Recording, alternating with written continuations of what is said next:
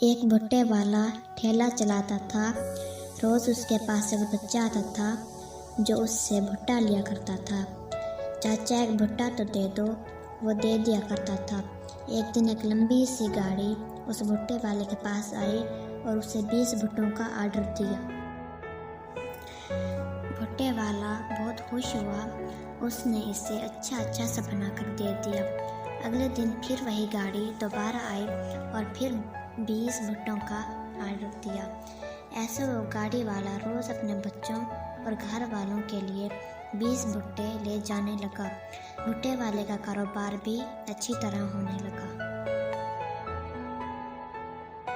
ایک دن بھٹے والا بڑا مصروف تھا، اسی لمبی گاڑی والے کے بھٹے تیار کرنے میں۔ اتنے میں وہی بچہ آیا جو روز آتا تھا اور کہا، چاچا ایک بھٹا تو دے دو۔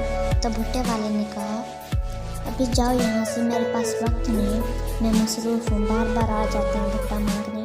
بچہ چلا گیا۔ بھٹے والا بھٹے تیار کر کے انتظار کرتا رہا، وہ لمبی سی گاڑی اس دن نہ آئی۔ بھٹے والے نے قدرت کے ماجرے کا نوٹس نہ لیا۔ اگلے دن پھر وہ انتظار کرتے رہا، وہ لمبی گاڑی پھر نہیں آئی۔ اس کے اگلے روز دوبارہ انتظار کے باوجود گاڑی نہ آئی۔ بہرحال اس کو ایک بھٹا دے ہی دیا۔ یہاں اس نے بھٹا دیا، گھنٹے 2 گھنٹے کے بعد وہ لمبی گاڑی آ گئی کہ بھائی 20 بھٹے دے دو۔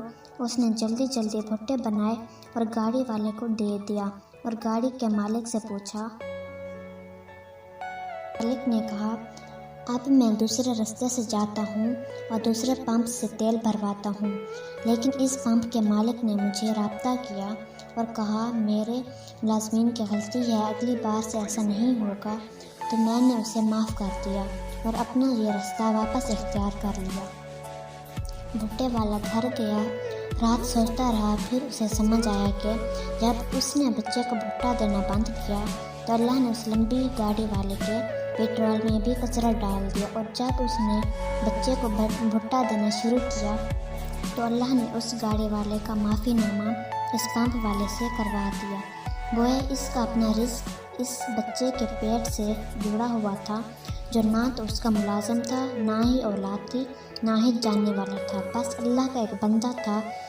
پھر وہ یہ سمجھ گیا کہ کسی کو رزق پہنچانے کے لیے اللہ کسی کو رزق دیتا ہے، اور جب ہم وہ رزق نہیں پہنچاتے تو اللہ ہمارا رزق بھی روک لیتا ہے، اور وہ بندہ کون ہوتا ہے وہ ہم کبھی نہیں جان سکتے۔